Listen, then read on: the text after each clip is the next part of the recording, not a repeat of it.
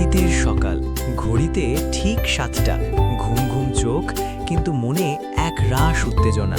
আজ আমরা যাচ্ছি চুয়াডাঙ্গার জীবননগর, বাংলাদেশের এক টুকরো কমলার রাজ্যে। কমলা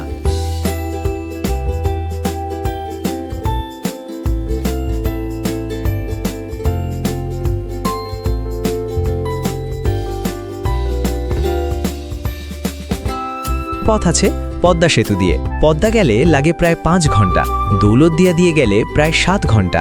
আমরা গেলাম দৌলতদিয়া দিয়ে, কারণ ফেরির একটা আলাদা রোমাঞ্চ আছে। নদী, কুয়াশা আর মাঝখানে থেমে থাকার সময়টুকু। বাস ভাড়া পড়ল মাথাপিছু 630 টাকা।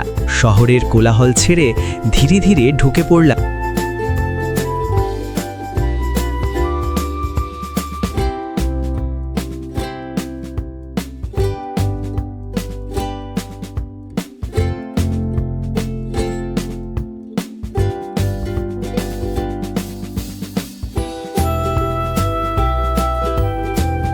জীবননগর। ছোট্ট একটা শহর, কিন্তু আশ্চর্য রকম শান্ত। ভাড়া খুব বেশি না, 15-20 মিনিটের পথ।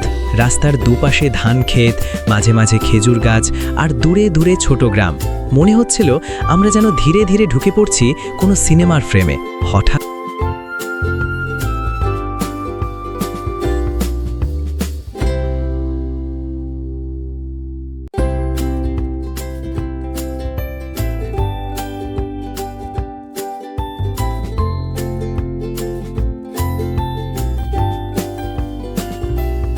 ডাল ঝুঁকে পড়েছে ভারে, সবুজ পাতার ফাঁক দিয়ে কমলার রোদ্দুর।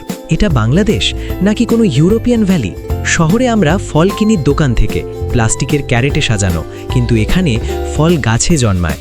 মাটির গন্ধ, পাতার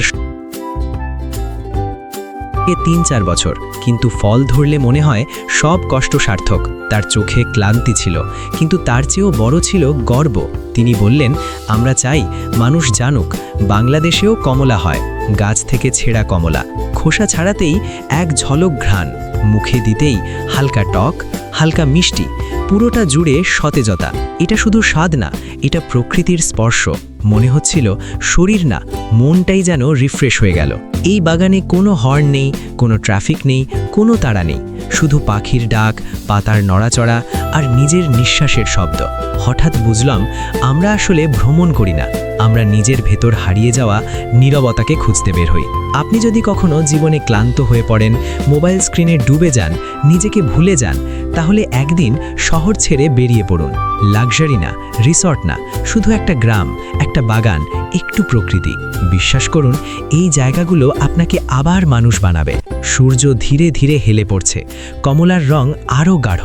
ফিরে যাবার সময় মনে হচ্ছিল আমরা শুধু ছবি তুললাম না, আমরা কিছু অনুভব করলাম। জীবননগরের কমলা বাগান আমাকে শিখিয়েছে সুখ মানে বড় কিছু না, সুখ মানে ছোট্ট একটা ফল যেটা গাছ থেকে নিজ হাতে ছিঁড়ে খাওয়া। ভিডিওটা ভালো লাগলে লাইক দিন, কমেন্টে বলুন আপনি কোথায় যেতে চান, আর সাবস্ক্রাইব করতে ভুলবেন না, কারণ